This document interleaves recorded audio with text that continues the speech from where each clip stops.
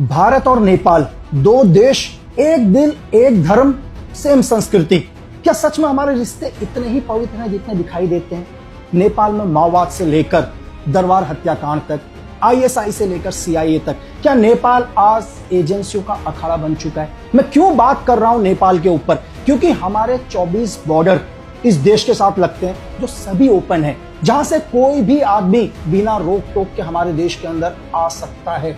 लेकिन सिर्फ दोस्ती नहीं आते यार, उन दोस्तों की आड़ में वो चेहरे भी हमारे देश के अंदर आते हैं जो आतंक से हिंदुस्तान को हिलाते हैं। क्या सच में नेपाल हमारा दोस्त है, या दोस्त की आड़ में आज वो कई बड़े देशों की एक कठपुतली बन चुका है? ये कहानी है भारत और नेपाल की। सन 1950 में भारत और नेपाल के बीच में एक शांति मित्र समझौता होता है राजा त्रिभुवन के साथ, और यहाँ पर यह तय किया गया कि हमारे सारे बॉर्डर्स ओपन रहेंगे। कोई भी नेपाली नागरिक हमारे देश के अंदर बिना पासपोर्ट और वीजा के आ सकता है। और 1955 में राजा त्रिभुवन की मृत्यु हो जाती है और नए राजा बनते हैं नेपाल के महेंद्र वीर शाह। और इन राजा का जो भी झुकाव था चाइना की ओर बढ़ता हुआ गया, और चाइना ने इसका पूरा फायदा उठाया। ये धीरे धीरे इनकी दूरियां हिंदुस्तान के साथ होती रही, और 1962 के अंदर भारत और चाइना का वॉर हो गया। इस वॉर में नेपाल ने भारत का साथ नहीं दिया, और यहां तक कि यूएन में भी हमारा समर्थन नहीं किया। और 1963 में हमारे प्रधानमंत्री लाल बहादुर शास्त्री जी ने नेपाल के साथ एक बफर जोन किया, और इसमें यह कहा कि हम नेपाल की शांति और संस्कृति पर पूरा ध्यान देंगे, हम आपस में नहीं लड़ेंगे, क्योंकि नेपाल हमारा क्या है, एक पड़ोसी देश है। 1955 से लेकर 1972 के बीच में राजा महेंद्र का पूरा झुकाव चाइना की तरफ रहा, जिससे हिंदुस्तान से धीरे धीरे दूरियां होती गई, और इसका पूरा फायदा चाइना ने उठाया। 1972 में राजा महेंद्र शाह की डेथ हो जाती है, और नेपाल के नए राजा बनते हैं वीरेंद्र शाह। ये कहते हैं कि नेपाल के लोग कि ये राजा बहुत शांत और अच्छे मन के थे, इन्होंने पूरी कोशिश करी कि नेपाल का विकास हो। और तब हमारी प्रधानमंत्री थी इंदिरा गांधी जी, और इंदिरा गांधी जी ने नेपाल का दौरा किया और एक नारा दिया, एक साथ विकास का नारा। यह नारा था कि अगर भारत तरक्की करेगा तो नेपाल भी तरक्की करेगा। और 1975 में भारत ने सिक्किम को अपने साथ मिला लिया, और इसका पूरा फायदा उठाया चाइना ने। चाइना ने नेपाल को इस बात के लिए मना लिया और उन्हें पूरा विश्वास दिला दिया कि हिंदुस्तान नेपाल को भी अपने ही देश में मिलाएगा, और इससे नेपाल के राजा नाराज हुए, उन्होंने हिंदुस्तान का विरोध करना शुरू कर दिया। और तभी इंदिरा गांधी जी ने इस बात से नाराज होकर नेपाल की पेट्रोलियम और ऑयल की सारी सप्लाई को रोक दिया। 1976 में राजा महेंद्र शाह ने यूएन के अंदर पीस ऑफ जोन का एक प्रस्ताव रखा, जिसमें बहुत सारे देशों ने समर्थन किया। यहां हिंदुस्तान और चाइना ने इसका एक विरोध किया, जिससे राजा वीरेंद्र बहुत नाराज हुए। 1982 और 83 के बीच में हमारे रिसर्च एंड एनालाइज विंग के कुछ एजेंटों को एक इंफॉर्मेशन मिलती है जिसने हमारी सुरक्षा को हिला के रख दिया, और हमें यह पता चलता है कि नेपाल चाइना से कुछ एंटी एयरक्राफ्ट मिसाइल्स और हथियारों में डील कर रहा है। तभी हमारी माननीय प्रधानमंत्री जी ने नेपाल में 21 ओपन बॉर्डर में से 19 बॉर्डर्स को सील कर दिया जाता है, पूरे बॉर्डर्स में नाकाबंदी हो जाती है, जिससे नेपाल बहुत नाराज हुआ। और फिर भी पूरा फायदा किसने उठाया? चाइना ने इस चीज का फायदा उठाया। अगर इन बॉर्डर्स को सील नहीं किया जाता तो ये भारत के लिए सीधा एक बड़े खतरे के रूप में उभर रहा था। 1991 में नेपाल के अंदर कांग्रेस और माओवाद मिलकर वहां के राजाशाही के खिलाफ एक जन आंदोलन कर रही थी। इनका एक ही मकसद था कि नेपाल से राजाशाही को खत्म करना, क्योंकि नेपाल के कुछ एक लीडर्स को लग गया था कि नेपाल चाइना और बड़े देशों की कठपुतली बन रहा है, जो उनके लिए आने वाले टाइम में खतरा था। और हिंदुस्तान को भी मालूम था कि अगर वेस्ट और चाइना का प्रभाव नेपाल के अंदर आया तो हिंदुस्तान के लिए भी खतरा है। गिरिजा प्रसाद कोइराला के प्रधानमंत्री बनने के बाद चाइना राजा वीरेंद्र शाह को भड़काना शुरू करता है। उनकी एजेंसियां लगातार राजा वीरेंद्र शाह को कहती हैं कि धीरे धीरे तुम्हारा भी अस्तित्व खत्म हो जाएगा, और वो पूरा अगेंस्ट इंडिया हो जाते हैं और पूरा चाइना और पाकिस्तान को सपोर्ट करना शुरू कर देते हैं। और यहां से धीरे धीरे नेपाल की धरती में आईएसआई की एंट्री होती है, और जगह जगह पर मदरसा और आईएसआई के ट्रेनिंग कैंप खुलना शुरू होते हैं। और दिन आता है 24 दिसंबर 1999 का, जहां काठमांडू से ICR-114 एयर इंडिया के प्लेन को हाईजैक किया जाता है। और ये पूरे विश्व के लिए एक बहुत बड़ा मैसेज था नेपाल की धरती से कि नेपाल की धरती धीरे धीरे ISI और बड़ी सीक्रेट सर्विस की कठपुतली बनता जा रहा है। बहुत सारे लोगों को ये नहीं पता कि इसी प्लेन के अंदर हमारे रिसर्च एंड एनालाइज विंग के नेपाल के स्टेशन चीफ भी बैठे हुए थे। शायद ये बात कभी मीडिया में नहीं आई। ICR-114 को हाईजैक करने के बाद हमारे NSA चीफ डोवाल साहब ने इसका नेगोशिएशन किया और इसके बदले हमें मौलाना मसूद अजहर को छोड़ना पड़ा, जो आज भी दुनिया का सबसे बड़े आतंकी में से एक है, जो हर रोज हजारों मासूमों को मरवाता है। अगर नेपाल की धरती से प्लेन हाईजैक नहीं हुआ होता तो शायद आज भी मौलाना मसूद अजहर हिंदुस्तान की जेल में होता। और 9 जनवरी 2000 को पाकिस्तान एम्बेसी में काम कर रहे नेपाल के एक ऑफिसर के घर पर RDX बरामद होता है। ये वही RDX था जो ICR-114 हाईजैकरों के पास था, लेकिन राजा बीरेंद्र शाह ने इस बात को पूरी दबाने की कोशिश करी और चाइना कभी चाहता ही नहीं था कि ये बात वहां की मीडिया में आए, क्योंकि पावर पूरे राजा के पास थी। और इस बात को पाकिस्तान ने पूरी दुनिया से छुपाया और आम लोगों तक ये बात नहीं पहुंची कि इसके पीछे कहीं ना कहीं वहां के राजा बीरेंद्र शाह को भी इस हाईजैकिंग की खबर थी। पाक ऑफिसर के घर से 7 kg RDX मिलने के बावजूद भी उसके ऊपर कोई एक्शन नहीं लिया गया, सिर्फ उसे दोबारा पाकिस्तान रिपोर्ट कर दिया गया।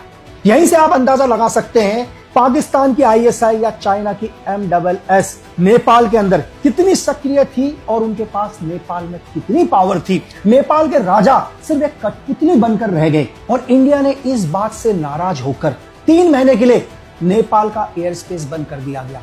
1 जून 2001 को नेपाल की धरती में कुछ ऐसा होता है जिससे पूरा विश्व हिल जाता है, क्योंकि नेपाल के राजा समेत उनके पूरे परिवार को मार दिया गया, राजा रानी उनके बेटे को, और इल्जाम लगाया दीपेंद्र शाह के ऊपर कि उन्होंने अपने पिता, अपनी मां और बहन की हत्या कर दी। लेकिन आप खुद ही सोचो यार, सिर्फ आपसे एक क्वेश्चन, जो दीपेंद्र शाह खुद नेपाल के राजा बनने वाले थे, वो क्यों अपने माँ बाप की हत्या करेंगे और हत्या करने के बाद खुद को भी शूट आउट कर लेंगे? मैं आपको बताऊं कि इस पूरे हत्याकांड के पीछे सिर्फ एक ही हाथ था और वो था CIA का। आप सोच रहे होंगे कि यार CIA सब कुछ क्यों कराएगी, क्या फायदा है CIA को, अमेरिका को क्या फायदा है कि नेपाल की रॉयल फैमिली को मरवाकर, उसे क्या फायदा होने वाला था? नेपाल के अंदर एक बहुत बड़ी रोड बनी, महेंद्र राजपथ, और इसी टाइम हाइड्रो पेट्रोलियम के बड़े बड़े प्रोजेक्ट बनना शुरू हुए और इन सब के पीछे सपोर्ट रशिया का। आज भी अगर आप उस रोड को देखोगे तो आपको सोवियत यूनियन का बोर्ड नजर आएगा। इसके पीछे पूरा का पूरा रशिया का सपोर्ट नेपाल को, और यही सपोर्ट यहीं तक नहीं रुका, क्योंकि CIA को पता चल गया था रशिया बहुत बड़ा आर्म्स का एक प्रोजेक्ट नेपाल की धरती पर बनाने वाला है, जिसको वहां के राजा सपोर्ट कर रहे हैं। अगर रशिया का पूरा इन्फ्लुएंस या रशिया के कंट्रोल में नेपाल आ जाता है तो ये अमेरिका के लिए बहुत बड़ी दिक्कत थी, क्योंकि अमेरिका हमेशा एशिया को कंट्रोल करना चाहता था। अगर रशिया यहां एंटर होता है तो कहीं ना कहीं CIA या अमेरिका को बैकफुट में जाना पड़ेगा। तो इसलिए बहुत सारे लोग कहते हैं कि ये सारा का सारा हत्याकांड CIA ने करवाया ताकि रशिया को बैकफुट में फेंका जा सके, रशिया अपना आर्म्स का एक बहुत बड़ा प्रोजेक्ट नेपाल की धरती में ना बना पाए, जिसको राजा बीरेंद्र सपोर्ट कर रहे थे। 12 जून 2001 को नेपाल के नए राजा बनते हैं ज्ञानेंद्र शाह। ये वीरेंद्र शाह के भाई थे और ये दरबार हत्याकांड में इसलिए बच गए क्योंकि जिस टाइम ये रॉयल फैमिली का हत्याकांड हुआ, ये उस टाइम काठमांडू में नहीं, पोखरा में थे। 2002 से 2004 तक नेपाल के अंदर ISI CIA की कुछ एक एक्टिविटीज कम होती हैं, क्योंकि उस टाइम भारत के प्रधानमंत्री थे अटल बिहारी वाजपेयी। उन्होंने पूरा ध्यान दिया कि नेपाल के अंदर कैसे भी विदेशी ताकतों को रोका जा सके, क्योंकि नेपाल हमारा पड़ोसी मुल्क है। अगर नेपाल में कुछ भी खतरा होता है तो उसका असर हिंदुस्तान में होगा। 1 फरवरी 2005 को राजा ज्ञानेंद्र फिर एक बार आपातकाल की घोषणा करते हैं और पूरे नेपाल में एक बार फिर राजतंत्र लागू कर देते हैं। भारत की चेतावनी के बाद भी राजा ज्ञानेंद्र ने तानाशाह का रास्ता अपनाया। राजा ज्ञानेंद्र यहीं तक नहीं रुके, उन्होंने अपने संसद को भी भंग कर दिया। इससे भारत नाराज हुआ और भारत ने नेपाल को आर्मी सपोर्ट देना बंद किया, जिससे नेपाल को लगा कि अगर भारत का सपोर्ट बिल्कुल ही बंद हो जाएगा तो कोई ना कोई बड़ी विदेशी ताकत नेपाल को अपने कंट्रोल में ले लेंगे। राजा ज्ञानेंद्र ने कई कोशिश करी भारत से मदद मांगने की, लेकिन भारत को पता था कि राजा ज्ञानेंद्र का पूरा झुकाव चाइना और पाकिस्तान की ओर है। 2008 में दिल्ली में एक मीटिंग होती है जिसमें नेपाल के कई बड़े नेता शामिल थे, जिसमें माओवादी नेता, कांग्रेस के और बहुत सारे अलग अलग पार्टीज के, और ये सब लोग एक ही चीज चाहते थे कि नेपाल से राजतंत्र को खत्म किया जाए। कहते हैं दिल्ली में इस मीटिंग को सक्सेस कराने के पीछे जो सबसे बड़ा हाथ था वो था डॉक्टर बाबूराम भट्टाराय का, क्योंकि ये जेएनयू से पढ़े हुए थे।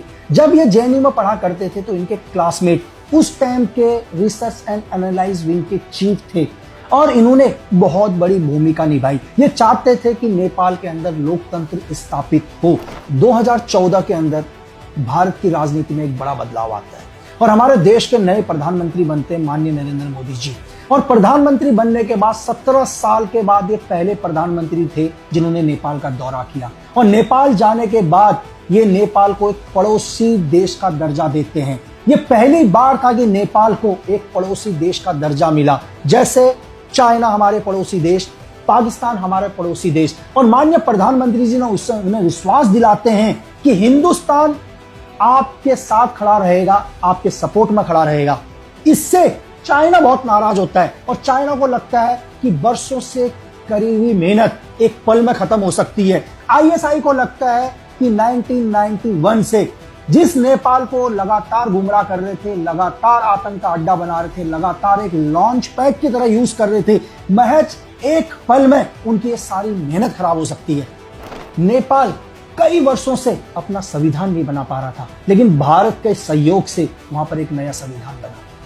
20 अक्टूबर 2015 को मधेशी आंदोलन का भारत ने खुल के समर्थन किया। भारत को लगा कि इन्हें इनका अधिकार मिलना चाहिए। 4 महीने तक नाकाबंदी रही। चीन ने इसी टाइम पूरा खुलकर एंटी इंडिया गतिविधियां चलाना शुरू कर दिया नेपाल के अंदर और खुल के नेपाल के कान भरने शुरू करे और नेपाल को पूरी कोशिश करी कि हिंदुस्तान के एंटी कर सके। 2016 में केपी ओली को चाइना ने खुलकर सपोर्ट देना शुरू किया। उन्हें हर चीज से मदद करी, चाहे वो पैसों से हो, मैन पावर से हो, आर्मी से हो, सीक्रेट सर्विस से हो, हर तरह से उन्हें वो मदद दी ताकि किसी भी कीमत पर केपी ओली पूरा का पूरा चाइना के इन्फ्लुएंस में आ जाए, उनका झुकाव पूरा चाइना की तरफ आए। चाहे नेपाल अंधकार में जाए, इससे चाइना को कोई फर्क नहीं पड़ता। और 2019 में सबसे बड़ा विवाद लीपू लेक विवाद, जहां पर चाइना का MSS या ISI के कहने से नेपाल को इतना एंटी बनाया गया कि नेपाल ने इस हिंदुस्तानी भूमि पर अपना अधिकार बताना शुरू कर दिया, जबकि यह पूरी की पूरी चाल चाइना की थी, ISI की थी कि कैसे भी करके नेपाल और हिंदुस्तान के रिश्तों को पूरी तरह से खत्म कर दिया जाए, क्योंकि नेपाल ही वो देश है, मैंने जैसे शुरू में कहा था कि हम और नेपाल ओपन बॉर्डर रखते हैं। हमारे बीच में कोई भी ऐसी दीवार नहीं है जहां से आगमन को रोका जा सके। ना किसी देश को एक दूसरे देश के अंदर जाने के लिए पासपोर्ट और वीजा की जरूरत होती है।